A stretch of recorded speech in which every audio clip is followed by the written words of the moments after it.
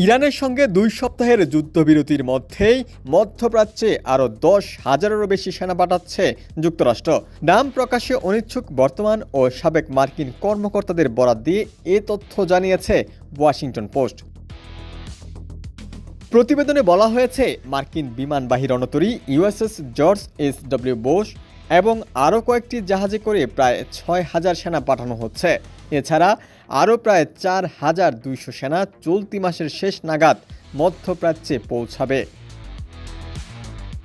গত 28 ফেব্রুয়ারি ইরানের বিরুদ্ধে যুদ্ধ শুরু হওয়ার পর থেকে এখন পর্যন্ত প্রায় 50,000 মার্কিন সেনা এই অভিযানে অংশ নিয়েছেন বলে জানা গেছে।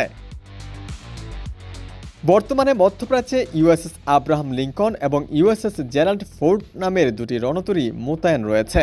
এ দুটি জাহাজ ইরানের বিরুদ্ধে সরাসরি যুদ্ধে অংশ নিয়েছে। আফ্রিকার পথ হয়ে ইউএসএস জর্জ এস.ডব্লিউ. বুশ পৌঁছালে এই অঞ্চলে মার্কিন রণতরীর সংখ্যা দাঁড়াবে 3-এ। মার্কিন সেন্ট্রাল কমান্ড সামাজিক যোগাযোগ মাধ্যমে দাবি করেছে, ইরানের বিরুদ্ধে তাদের নৌ অবরোধ পূর্ণাঙ্গভাবে কার্যকর করা হয়েছে এবং সমুদ্রপথে ইরানের সব ধরনের অর্থনৈতিক বাণিজ্য সম্পূর্ণ বন্ধ করে দেওয়া হয়েছে।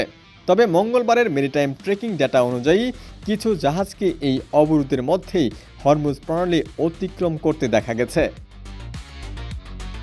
এদিকে প্রেসিডেন্ট ডোনাল্ড ট্রাম্প জানিয়েছেন, আগামী 2 দিনের মধ্যেই পাকিস্তানে ইরানের সঙ্গে পুনরায় আলোচনা শুরু হতে পারে।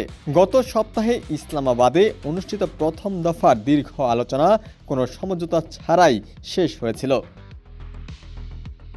সংশ্লিষ্ট কর্মকর্তারা জানিয়েছেন, এই বিপুল সংখ্যক সেনা মোতায়েনের ফলে মার্কিন প্রশাসন একদিকে যেমন ইরানের সঙ্গে আলোচনা চালিয়ে যেতে পারবে, অন্যদিকে প্রয়োজন হলে পুনরায় হামলা বা স্থল অভিযানের জন্যও প্রস্তুত থাকবে। ডেস্ক রিপোর্ট, সমকাল।